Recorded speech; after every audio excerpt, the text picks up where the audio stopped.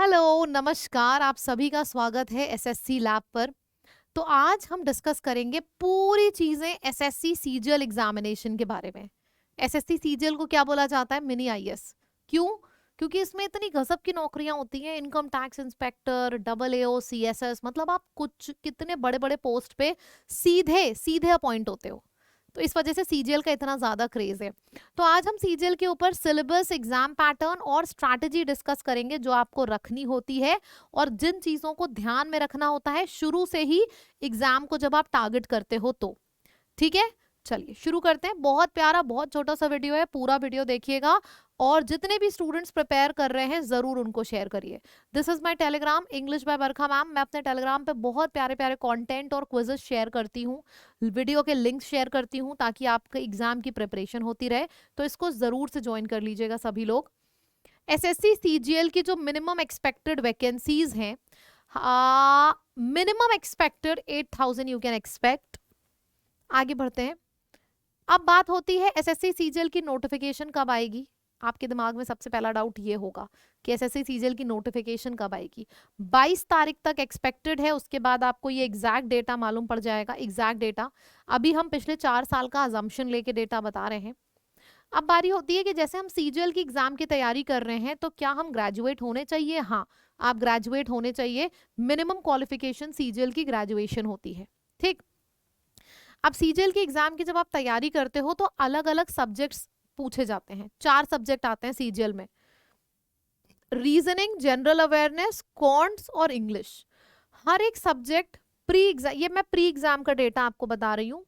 CGL का जो paper है वो 2 हिस्से में होता है, प्री में और मेंस में। पहले आप प्री का एग्जाम देते हो, ठीक है। एक कट ऑफ आता है, अगर आपके उस कट ऑफ से ऊपर नंबर है तो आपको मेंस के लिए बुलाया जाएगा। फिर आप मेंस का पेपर देते हो, फिर आप सिलेक्शन के पोस्ट पे जाते हो, सिलेक्शन होता है आपका। ठीक। तो प्री में क्या आता है? प्री में 4 सब्जेक्ट आते हैं मेजर। क्या क्या है? रीजनिंग, जनरल अवेयरनेस, क्वांट्स और इंग्लिश। हर एक सब्जेक्ट 25-25, हर एक सब्जेक्ट में 25-25 सवाल आते हैं। एक सवाल आपका 2 नंबर का होता है, मतलब टोटल 200 नंबर का पेपर होता है। एक बात बताना चाहूंगी, एसएससी सीजीएल का जितने भी लोग प्रिपरेशन कर रहे हैं, 200 में से 153 कट ऑफ इस बार गया था। अब आप लेवल समझ जाओ और ये समझ जाओ कि आपको पढ़ाई अभी से शुरू कर देनी है। जिस भी स्टूडेंट ने ये समझ लिया कि मैं पहले प्री निकाल लूंगा फिर मेंस के लिए पढ़ूंगा, वो कभी एग्जाम क्वालिफाई नहीं कर पाता। मैं अभी से नहीं, पिछले 10 साल से पढ़ा रही हूँ और ये बात मैं आपको बता दूं, अगर आपने भी ऐसा सोचा है कि हम प्री का एग्जाम निकाल लेंगे फिर मेंस की तैयारी करेंगे, एग्जाम में सिलेक्शन नहीं होगा। सिलेक्शन उन्हीं बच्चों का होता है जो प्री और मेंस साथ में लेके चलते हैं। जैसे आपने प्री की तैयारी करी, मेंस में भी तो सेम ही सब्जेक्ट आते हैं। ये देखिए, मेंस में भी मैथ्स, रीजनिंग, इंग्लिश और जनरल अवेयरनेस आता है। आप सोच रहे होगे कंप्यूटर भी तो लिखा है मैम। कंप्यूटर भी आता है, लेकिन कंप्यूटर से मेरिट नहीं बनती है। कंप्यूटर सिर्फ क्वालिफाइंग होता है नेचर में। जैसे कि मिनिमम आपको 60 में से बोल दिए गए, 60 में से मिनिमम आपके 20 नंबर होने चाहिए, 20 के ऊपर जिसके भी हैं क्वालिफाई हो जाएगा। ऐसा नहीं है कि आपको कंप्यूटर बहुत पढ़ने की जरूरत होती है। सीजीएल का जो गेम चेंजर होता है वो कंप्यूटर नहीं, वो ये 4 सब्जेक्ट्स होते हैं। यही चारों सब्जेक्ट्स प्री में भी आते हैं, मेंस में भी। मेंस में क्या होता है, जैसे प्री में 25 सवाल थे, यहाँ पे 30 सवाल हो जाते हैं और एक सवाल आपका 3 नंबर का हो जाता है। मैथ्स कितने नंबर की हो गई? मैथ्स 90 नंबर की हो गई। रीजनिंग 90 नंबर की हो गई। इंग्लिश आपकी 135 नंबर की हो गई। जनरल अवेयरनेस 75 नंबर का हो गया। और कंप्यूटर तो क्वालिफाइंग होता है नेचर में, आपको सिर्फ क्वालिफाई करना होता है। और ये सारे एग्जाम्स में अच्छी पढ़ाई चाहिए होती है, मैथ्स, रीजनिंग, इंग्लिश और जनरल अवेयरनेस। प्री और मेंस में देखो फर्क ये होता है कि प्री का लेवल थोड़ा कम होता है, मेंस का थोड़ा ऊपर होता है। लेकिन ऐसा नहीं है कि प्री में परसेंटेज आएगा तो मेंस में नहीं आएगा। अभी आप देखना, मैं आपको सिलेबस, अभी तो मैंने सिर्फ एग्जाम पैटर्न बताया है, हमें एग्जाम पैटर्न के बाद सिलेबस भी डिस्कस करना है। बैनर पे बड़ा बड़ा लिखा था ना सिलेबस, सिलेबस देखना। तो जब हम सिलेबस की बात करते हैं तो सिलेबस में नंबर सिस्टम लिखा है। आप सोचोगे क्या प्री का अलग सिलेबस है, मेंस का अलग सिलेबस है? नहीं, नंबर सिस्टम प्री में भी आएगा, मेंस में भी आएगा। फर्क इतना होगा कि प्री का लेवल मेंस के लेवल से थोड़ा कम होता है। Similarly LCM, simplification, indices, ratio proportion, mixture allegation, जो लिखना चाहता है लिख ले, जो नहीं लिखना चाहता है फिर से मैं बता रही हूँ, मेरे टेलीग्राम का नाम है, देख लो, इंग्लिश बाय बरखा मैम। यहाँ पे मैं सिलेबस शेयर करूंगी सीजीएल का, पूरी पीपीटी कर दूंगी शेयर, बट आप लोग लिखना चाहते हो तो लिख लो। चलिए प्रॉफिट एंड लॉस, डिस्काउंट यानी कि बट्टा, compound interest, time and work, time and distance, pipe and cisterns, boats and stream, sequence and series, फिर trigonometry, statistics, mensuration, algebra, simple interest, geometry, line geometry. ये सारा आपका हो गया कॉन्ट्स का सिलेबस। रीजनिंग में number series, analogy, classification, blood relation, coding decoding, paper folding, paper cutting, decision making, syllogism, sitting arrangement, sequential order, सारा मिल जाएगा। स्क्रीनशॉट भी आप चाहो तो ले सकते हो, ठीक है। Alphabet test, alphabet number sequence, machine input, inequality, direction sense, logical Venn diagrams, mathematical operation, number series, alphabet series, letter series, time sequence, logical sequence, ये सारा आपका रीजनिंग का हो गया। खत्म नहीं हुआ है। रीजनिंग में aptitude test, figure matrix, pattern finding, figure counting. आप सोच रहे होगे इन सब से सवाल नहीं बनता, भर भर के सवाल बनते हैं, ठीक है। ये मत सोचना कि हमने मैथ्स को दे दिए 4 घंटे और रीजनिंग को दे दिए एग्जाम से पहले 1 घंटे। अगर आपकी मैथ्स प्री एग्जाम में 50 की आती है तो रीजनिंग भी 50 की आती है। सबसे पहले रीजनिंग और इंग्लिश में नंबर बटोर लो, कोशिश करो कि पूरे 100 आ जाएं, इंग्लिश में भी रीजनिंग में भी, क्योंकि जीएस में नंबर कटते हैं स्टूडेंट्स के, मैथ्स में कटते हैं, तो इंग्लिश और रीजनिंग में 100 नंबर लाने की कोशिश करो। सबसे बड़ा पॉइंट ये अपने दिमाग में याद रखो शुरू से। जो लोग सोचते हैं रीजनिंग तो हमें आती है, रीजनिंग इग्नोर कर देते हैं, रीजनिंग और इंग्लिश ही है जो आपको सेफ हार्बर में डाल देता है। Arithmetical operations, fill in the missing character, data sufficiency, ये सामान्य ज्ञान। जीएस की बात करी जाए तो ancient, medieval, modern history, world history. Art and culture, बहुत सवाल आर्ट एंड कल्चर से पूछे जाते हैं। Indian polity, physical geography, world geography, geography of India, economics, physics, chemistry, biology, inventions and inventors, science and technology. Awards and honour, book and authors, important dates, United Nations, other international national organisation, sports, national events, international events. ये जो मैंने लिखे हैं ना subject, जब भी तैयारी करना इसको कहीं छाप लेना, निकाल के इसका प्रिंट आउट सामने चिपका देना या पेन से लिख के सिलेबस चिपका देना। जब भी एग्जाम से पहले जाना, देखना कि क्या इन सभी पे टिक है। ये सब ऑफिशियल नोटिफिकेशन से मैंने उठाए हैं, इधर उधर का डेटा नहीं है ये। इंग्लिश में स्पॉट द एरर, जिसमें आपका ग्रामर आता है। ग्रामर की बात करी जाए तो नाउन, प्रोनाउन, एडवर्ब, एडजेक्टिव सब आपको पढ़ना होता है। Fill in the blanks, antonym, synonym, idioms, spellings, sentence improvement, one word substitution, direct indirect, active passive, shuffling यानी कि पैराजंबल, क्लोज टेस्ट और रीडिंग कॉम्प्रिहेंशन। ये आपका पूरा समिट जाता है सिलेबस। हमने सिलेबस देख लिया, हमने एग्जाम पैटर्न देख लिया, हमें ये पता चल गया मिनिमम ग्रेजुएशन होना ही चाहिए।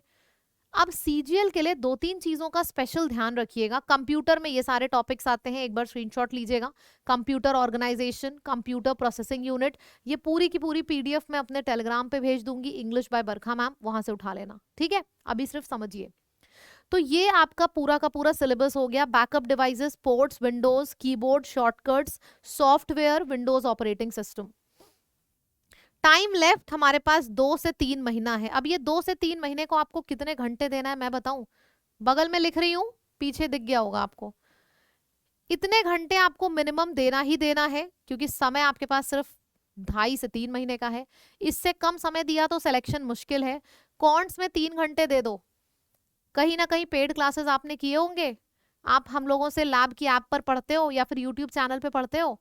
1 घंटे तो सेशन ले लेता है, 2 घंटे आपकी प्रैक्टिस। इंग्लिश में 2 घंटे आपको देना है, जिसमें से 1 घंटे आपका पेड लेक्चर हो जाता है या फिर यूट्यूब से जहां से भी आप लेते हो, 1 घंटे प्रैक्टिस। जीएस को भी 2 घंटे देना है। 3, 4, 5, 6, 7, ये 7 घंटे तो आपको डेली करने हैं। रीजनिंग आपको क्या है, रीजनिंग आपको ऑल्टरनेट डे उठानी है।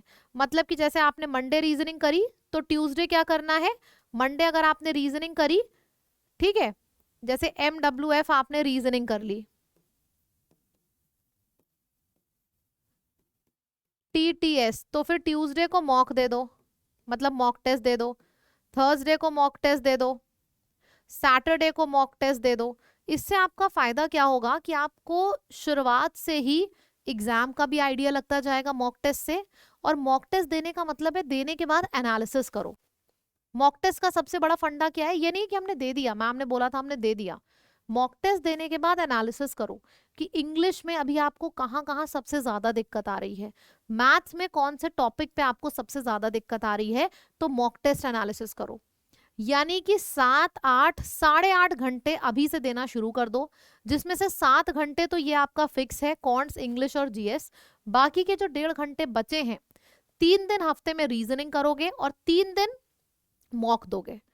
तो इसमें इस स्केड्यूल से आपका सबसे बड़ा जो डर है वो खत्म हो रहा है। शुरू से ही आप मॉक दे रहे हो और शुरू से ही आप सारे एग्जाम की प्रिपरेशन कर रहे हो, सारे सब्जेक्ट की। ठीक है, अब इसमें कौन कौन सी चीजों के आपको स्पेशल ध्यान देना है वो मैं आपको बता दूं। ये सारे के सारे सब्जेक्ट हैं। अगर आप हमारे संग यूट्यूब से पढ़ रहे हो ना, तो मैं अभी बता दूं, ब्रह्मास्त्र बैच शुरू हुआ है। ये यूट्यूब का बैच है, फ्री बैच। एक सेकेंड, पहले मैं सामने आ जाऊं। सबसे पहले तो चैनल सब्सक्राइब करो, अभी तक किया है कि नहीं किया है। उसके बाद मैं यूट्यूब का आपको जो यूट्यूब का स्केड्यूल है वो रिवील करूंगी। पहले बताओ, सबने चैनल सब्सक्राइब कर लिया? अब चैनल सब्सक्राइब किया है ना, कल इन सारे लेक्चर को आके देखना। सुबह सुबह 9 बजे जीके होती है, 10 बजे मैथ्स, 11 बजे मैं आपको इंग्लिश पढ़ाती हूँ और 12 बजे होती है रीजनिंग की क्लास। ये 9 बजे से 1 बजे तक का सेशन सिर्फ एक दिन देखना कल। आज आपने चैनल सब्सक्राइब किया है, कल आप इन वीडियोस को देखना और कल ही आप मेरे को थैंक यू बोलोगे कि मैम आपने इतनी देर से क्यों बताया। ये ब्रह्मास्त्र, सच में अस्त्रों का अस्त्र ब्रह्मास्त्र है जो यूट्यूब पे लॉन्च हुआ है 9 बजे से सुबह से लेकर 1 बजे तक। इसको जरूर देखना सभी लोग, ठीक है। अब कौन कौन सी गलतियां आप करते हो जो आपको अवॉइड करनी चाहिए, वो ये है, आप एक रूटीन नहीं बनाते हो। सबसे पहले एक प्रॉपर रूटीन बना लो। रूटीन का मतलब होता है कि अगर आपके रूटीन में लिखा है कि आपको 7 बजे उठना है ना, तो आपको 7 बजे उठना है, फिर वो 8 नहीं बजना चाहिए। अगर आपने देखा है कि आपको दिन में 8 घंटे देना है सीजीएल की पढ़ाई को, तो आपको देना है। ये रूटीन होता है। ये बिल्कुल नहीं होता है कि हमने 8 घंटे 8 घंटे 8 घंटे 3-4 दिन जिया बहुत ज्यादा जोश में, उसके बाद जोश ठंडा पड़ गया, बस खत्म, कुछ नहीं बचा। ये नहीं करना है आपको। बात समझ में आ रही है? ठीक है। फिर आ जाता है unfollow all irrelevant YouTube channels. जितने भी यूट्यूब चैनल तुमने झुंड में फॉलो कर रखे हैं ना, सबको, सब, मैं ये नहीं कहूंगी सबको आप जाके अनफॉलो कर दो। हर सब्जेक्ट का एक टीचर चुन लो। जैसे जीएस में इन्हीं से पढ़ूंगा, इंग्लिश में इन्हीं से पढ़ूंगा, रीजनिंग में इन्हीं से पढ़ूंगा। हर सब्जेक्ट का एक एक टीचर ढूंढ लो। अब एक एक टीचर जब आपने हर सब्जेक्ट का ढूंढ रखा है ना, उसके बाद क्या होगा, आपके दिमाग में एक पढ़ाई का पैटर्न चलता रहेगा पूरे टाइम। आपको उसी टीचर के पढ़ाई की आदत हो जाएगी। आप कंफ्यूजन आपके दिमाग से खत्म हो जाएगा। Rely more on books. Books खरीदो, अगर नहीं है तो बुक्स के ऊपर रिलाय करो। पीडीएफ के ऊपर कम रिलाय करो। पीडीएफ में क्या प्रॉब्लम होता है, आज यहाँ पे पढ़ी है कल वहां पे सेफ है। किताब सामने है, लिखते चले जाओ, मार्क करते चले जाओ। मैं अपनी एक किताब के बारे में आपको बताऊंगी। लैब ऐप है, ये एक ऐप है, हमारी ऐप है लैब। इसमें बुक्स का सेक्शन है। एक बार बुक्स के सेक्शन में जाइएगा, यहाँ पे आपको एक इंग्लिश किट दिखेगी। इंग्लिश किट में मैंने 3 किताबें दी हैं, वोकैब की, ग्रामर की और कॉम्प्रिहेंशन की। इन 3 किताबों को अगर आपने लगा लिया तो आप सीजीएल नहीं, सीएचएसएल, सीपीओ, फेज, कोई भी एग्जाम निकाल सकते हो। जाके जरूर देखिएगा, ठीक है। पूरी की पूरी इंग्लिश किट है। इस किट में 3 किताबें हैं, ठीक। ये आपको लैब की ऐप पर जाइएगा, बुक्स के सेक्शन में जाइएगा, वहां दिख जाएगी। चलिए वापस आ जाते हैं। फिक्स अ क्वाइट स्टडी प्लेस। इससे बहुत फर्क पड़ता है कि सब लोग बैठे हैं, वहीं पे किताब खोल ली, वहीं पे पढ़ना शुरू किया। ऐसा नहीं होता है। आपको एकदम शांत एक स्टडी प्लेस ढूंढना होगा और वहां पे आप पढ़ो। अच्छा, मेरे से बहुत से लोग कहते हैं कि मैम हमको याद नहीं होता। वो हम पढ़ते हैं, वोकैबुलरी भूल जाते हैं, हम ग्रामर के रूल पढ़ते हैं, भूल जाते हैं, हम जीएस पढ़ते हैं, भूल जाते हैं। तो क्या भूलने के लिए कोई दवाई खाओगे जो याद रहेगा? नहीं यार, अगर मैं भी कुछ नया नया पढ़ूंगी ना, तो शायद मैं भी 2-3 दिन में भूल जाऊं। उस भूलने की चीज को आपको हमेशा जिंदगी भर याद रहे, आपके दिमाग में फिक्स रहे, उसके लिए मैं आपको एक चीज बताऊंगी, ये रामबाण है और बहुत सिंपल है। आपको क्या करना है, रात में सोने से पहले जो चीज आपको याद नहीं होती है ना, वो एक बार पढ़ लो। 10 से 15 मिनट लगेगा।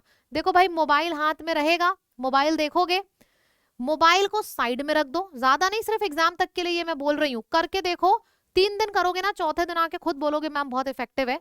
कि मोबाइल को साइड में रख दो और जो भी आपको याद नहीं हो रहा है ना, उसको सोने से पहले 15 मिनट पढ़ लो।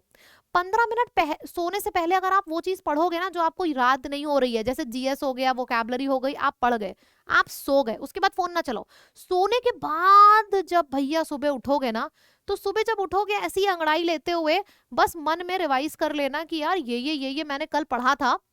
अरे वाह, जब आप पढ़ने बैठोगे आपको लगेगा यही तो सबसे बड़ी गलती है जो आप कर रहे थे, आपको चीजें याद होने लगेंगी।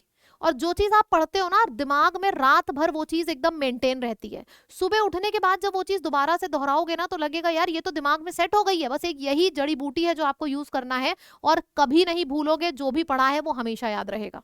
इस्तेमाल करेंगे ये सब लोग, पक्का करके देखिएगा, ठीक है। और फिर आके जरूर थैंक यू बोलना बरखा मैम को।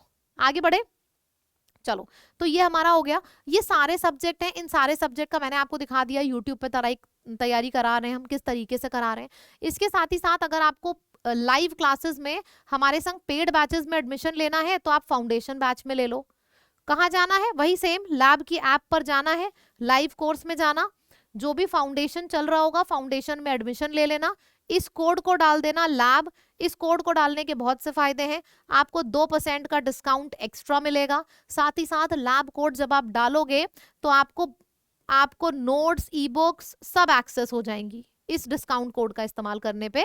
आप लाइव कोर्स, सिंगल कोर्स भी ले सकते हो, महापैक भी ले सकते हो। अच्छा, महापैक क्या है ये भी मैं जल्दी से बता दूं। महापैक ये होता है कि पूरे साल जितने भी कोर्सेज आते रहेंगे, CGL, CHSL, CPO, face, steno, सारे के सारे महापैक में ऐड होते रहेंगे। आपको बार बार कोर्सेज नहीं खरीदने होंगे अगर किसी ने एक बार महापैक ले लिया है। और महापैक में 9 किताबें हम घर पहुंचाते हैं, तो महापैक का ये फायदा है।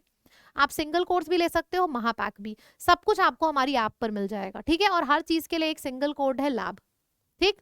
चलिए, दैट्स इट। मैंने जो जो चीजें बताई हैं याद रखिएगा, और जो आप याद करते हो भूल जाते हो उसके लिए मैंने जो चीज बताई है वो भी याद रखिएगा, ठीक। Thank you so much, bye bye, take care. I hope आपको वीडियो अच्छा लगा। प्लीज सच में अगर अच्छा लगा तो एक लाइक जरूर कर देना, और कमेंट करके बताना मैम क्लैरिटी आ गई। और जो मैंने याद वाली चीज बताई थी वो चीज जरूर करना और बताना क्या फायदा हो रहा है उससे कि नहीं, ठीक। Okay, bye bye.